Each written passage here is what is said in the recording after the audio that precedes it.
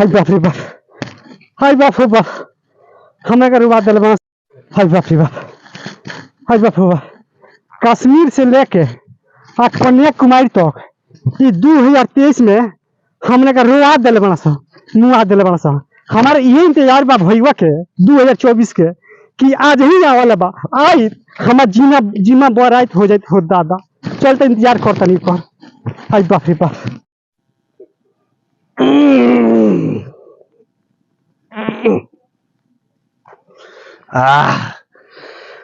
अब तो 2023 के विदाई होता, अगुआ होता हमार 2024 के एंट्री। अब खूब घूमेम खाएम आ कोई पी के लौटाएम।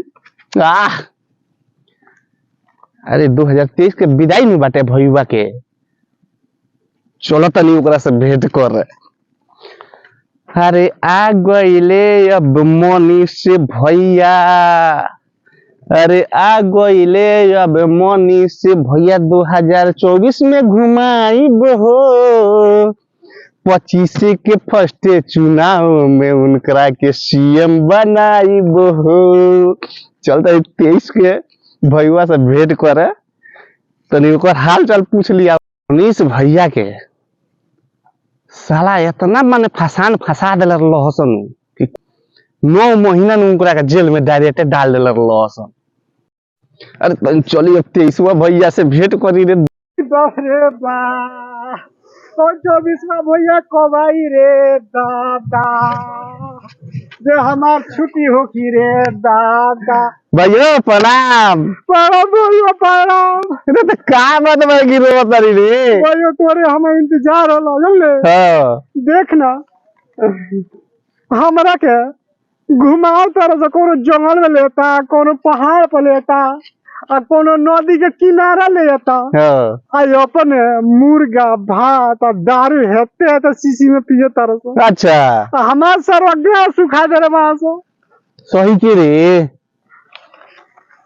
तो यो कार करना हई लाल अक्षर से लिखा है काहे जाता रे कि हमार ललका से लिखाइल बा जो ना चंपारण का जो ये तोर विदाई हो कि नु, तो ये हो सके कोरिका से तोरा के लिख के ना भेज देवे ना। कोई भेजी भैयो, हाथ मिलाओ।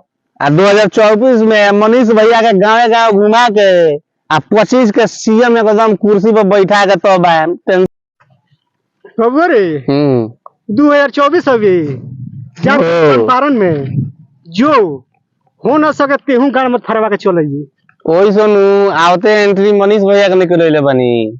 आज अब गाँव गाँव घुमा के 25वां भैया सीएम 2025 में बनवा दे। जितना भ्रष्टाचारी लोग भरे नु सब जना के गांव में जब बमो करी होन तो ऑटोमेटिक बिहार शिक्षा व्यवस्था हर चीज से तंदुरुस्त हो जाये भैया रे। हाँ, ये हमारा वादा बा पक्का। हाँ तेरे जरूर को क्यों निश्चित बा बनवा के आए वादा बनू। हाँ वादा।